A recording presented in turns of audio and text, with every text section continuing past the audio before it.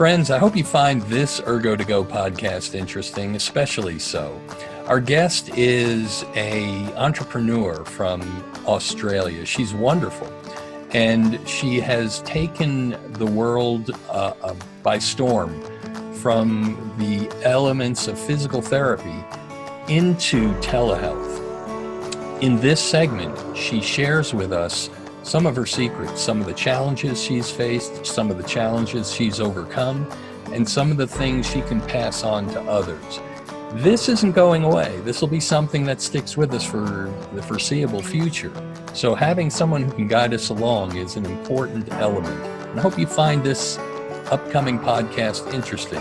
Oh, by the way, there's a little bit of sound difficulty on my microphone on the first 3 to 4 minutes. Please bear with it. It kind of goes loud, it kind of goes soft, but then it levels off on the rest of the interview.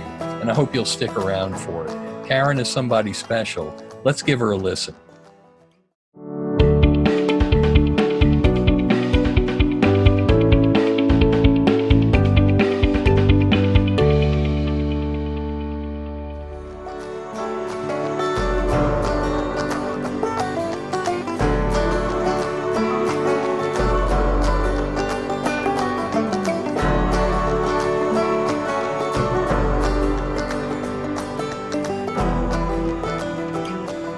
Welcome to the Ergo2go podcast, brought to you by the Back School and Ability on Demand. I'm your host, Matt Jeffs. Please be sure to share this podcast with contemporaries, colleagues, friends, and family. And don't forget to subscribe below and click on the little bell in the upper right-hand corner to get the latest info on the overlapping fields of ergonomics, health and safety, risk management, human resources, and healthcare, right here on the Ergo2go podcast. It's my pleasure to welcome to the Ergo2go podcast Australia's leading telehealth entrepreneur and educator, and the co-founder and CEO of Physio, a worldwide telehealth platform. Her name is Karen Finnin. Karen, welcome. How are you today? Oh, I'm fantastic, and it's so great to be here, Matt.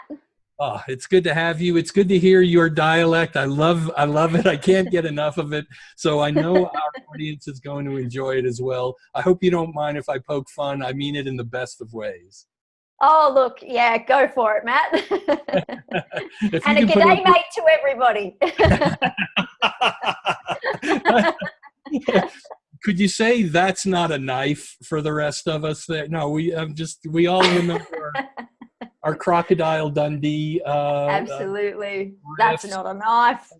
Exactly. Oh, it's the best, Karen. You have no idea how popular that is on this side of the pond. We talk on this podcast about all things ergonomics and health and well-being and wellness and all the above. And you have a unique story to tell. We're going to get into it in 3 segments, a past, present, and future. And in the next segments, we'll get into what you're doing with telehealth. But I think for our listeners, it would be very interesting to learn more about what a nice girl like you got into a business like this in terms of becoming a physiotherapist and a physical therapist. Would you mind sharing with us a little bit of your story? Yeah, absolutely. In fact, I never wanted to be a physical therapist at all, Matt.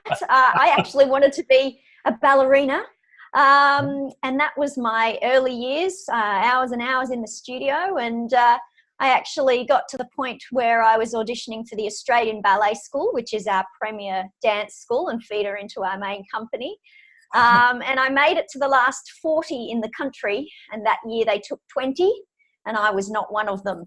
And my heart was broken, and it turns out that there were things I couldn't change. I was half an inch too short, much too short. So it wasn't meant to be. And so I sort of finished my last year or 2 of school and thought, what should I do now? And my mum actually said to me, well, you love the body and how it moves and what it can do. How about you put down physical therapy? Now in Australia we call it physiotherapy, Matt, so I'll probably be interchanging the two. That's what happened. So I got into the course and fortunately started my university studies and landed on my feet because it was all relevant to the body that I'd known and trained and used and pushed over the years. Oh, that I had no idea. Karen, I didn't know that about you. And one of my early rotations in physical therapy school, I worked with dancers from the Orlando, Florida ballet. And good gracious, there are no higher athletes, in my humble opinion, than dancers, and especially ballet dancers. So you must have not been any stranger to work-related injuries, so to speak. Is that Yeah, safe? absolutely. So, the career of a dancer is generally dogged by a series of niggles. It's usually ongoing niggles that are just managed over the course of training and a career. Mhm. There are some more acute injuries, Matt, but generally it's repetitive sort of strain injuries and niggles that are just coped with over time. Yeah, Mm. But yeah, it is amazing to come from that background where you can see what's possible with the body. Now, other athletes will run fast or jump high, but to balance your whole body on a disc from a point shoe that's that big, that's the size of a tennis ball, basically, it's amazing. So it's good to know what's possible with the body, because when it breaks down, the potential that it has to get itself better. it often appears gymnasts and ballet dancers, like you say. I love that term, niggles. I've never heard that before, but yeah, those annoying little, they're always there, and you just learn how to manage them. Is that what you're describing? Absolutely. Yeah, exactly. Yeah, repetitive stress, cumulative trauma. It's just the sort of thing that goes with the territory, and you do it for as long as the body holds up, essentially, huh? It's always balancing on a knife edge of doing enough to stay at that elite high level, but not so much to overtrain and fatigue. And, I think that applies to so many things in the athletic world, of course, but even in our general life, we've got to always walk on that balance of how are we achieving enough and doing enough. We've got so much to fit into our life. We've got things that we need to achieve at work. How can we do that and work at our highest level, but not slip into that downhill slide of overtraining and fatigue and breaking down? So, I love that origin story. Again, it's so interesting to hear what path led to some where people find themselves wind up. And we all have a lot of similar stories where we wanted to go in one direction and it just wasn't in the cards. And I have a similar story, but we're not going to tell it here. Another maybe time, I'll maybe. interview you one day, Matt, and we can That's all hear your story. We'll do it that way, exactly. But, you found yourself then as a physiotherapist, or as we call it, a physical therapist. Now, you and I know, because we talk a lot off camera, that there are aspects of the profession that are challenging. Some are downright disappointing, but there are enjoyable aspects of it as well. What are the aspects of the job as a physiotherapist that you find enjoyable? Well, I mean, you certainly have to preface it and say that, helping people to get better has to be a part of it, or you wouldn't even be there. And I think the thing that I really noticed to start with was that you would see these people transition. When you would first meet them, you would take them at face value, and they might be a bit grumpy, or they might be a bit short with you, or they might be, fairly flat in their affect. And then over the time that you work with them, you get them out of pain, you get them back to doing the things they love, and their personality would completely transform. They're suddenly bubbly and upbeat.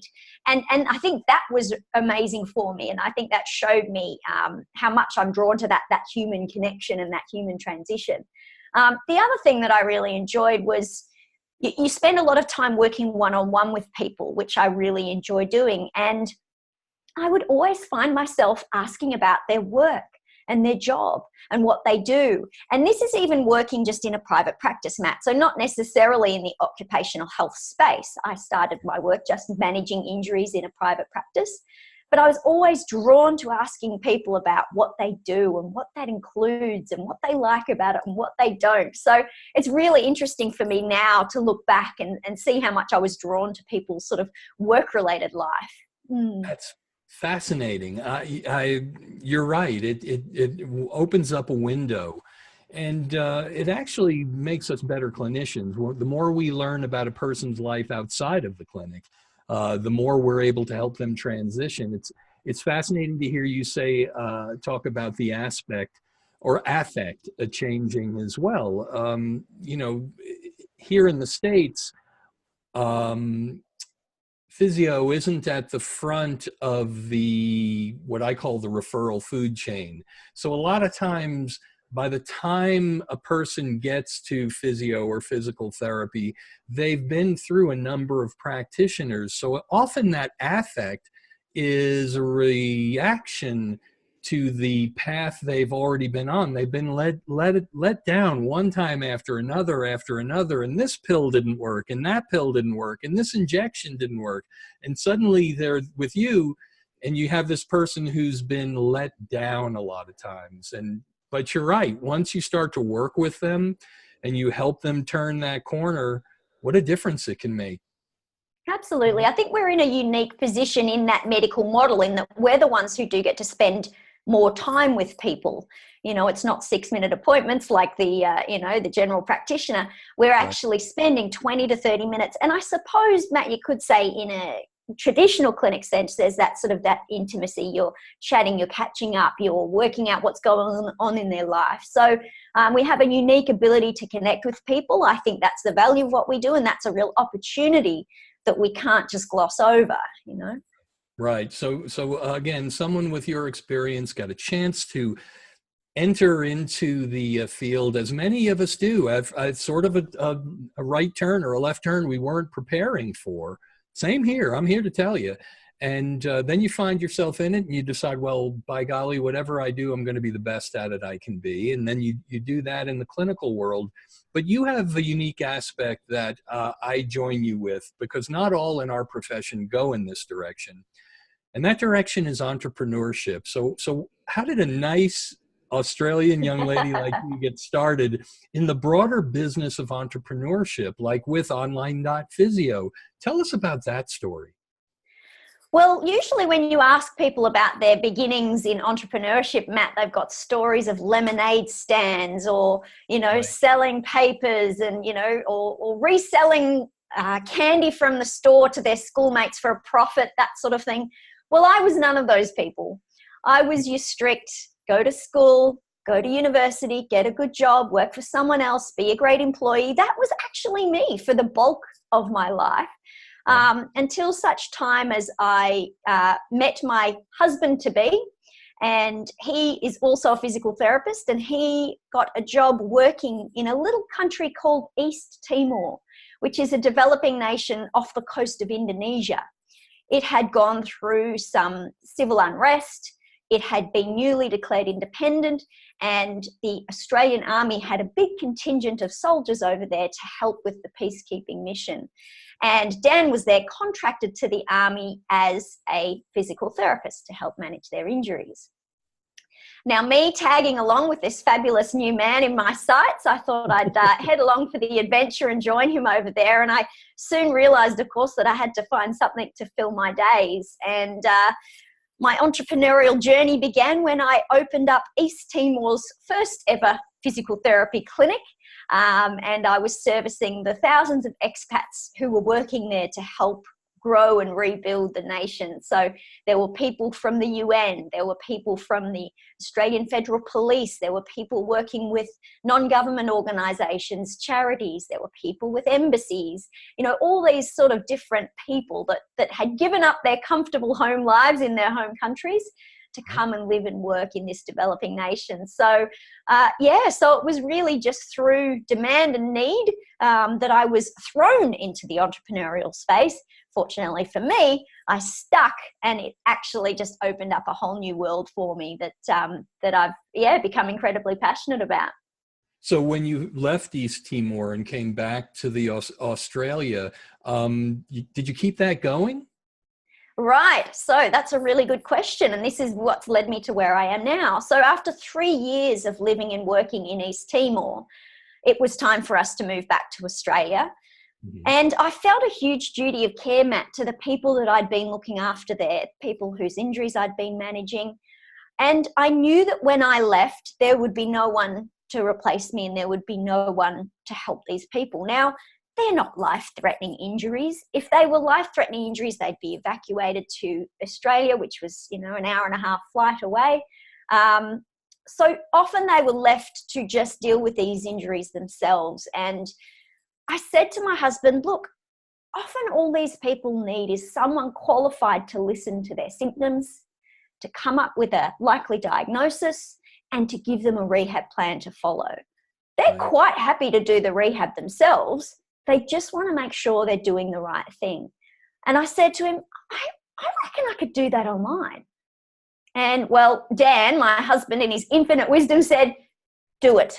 You should do it. And so with that, I looked at setting up some sort of an online platform to do some sort of online treatment. And it was just straight into a massive learning curve from there. Awesome. Gosh, that is so great. It's almost like, the task thrusts itself upon us, doesn't it? And suddenly you're faced with a decision, and necessity is the mother of invention. That's wonderful. Yeah, that's right. They always say in business, what problem are you solving? Don't just set up a shiny new business. What problem are you solving? And it's fortunate that in hindsight, I could see that is what had driven me to set it up. Now, I now know that concept of a remote consultation where the therapist and the patient are in a separate location is called telehealth.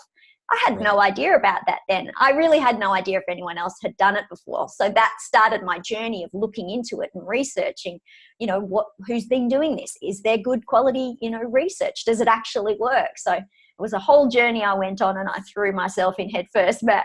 Oh, fantastic. Beautiful and brilliant. And just like you, we really appreciate this. We do this in 3 segments. Why don't we pause here? We'll go into our second segment and get into your business with online.physio, and then we can maybe look towards the future. Do you have a few moments? Could you stick around? Oh, I sure do. Yeah, absolutely. That would be great. Wonderful. And before I sign off, if people want to learn more about the important work that you're doing, what's the best way for them to find you? Oh, that's very simple, Matt. They can just head to the website, which is online.physio. So that's www.online.physio. Wonderful. And it's a great site. I've been on it, and it's interesting to read about you and your journey. And some of the other peripheral things you're involved with were really wonderful too. But I'll leave that as a teaser for our listeners and our watchers. So sit tight, Karen, and we'll return in just a moment. Great.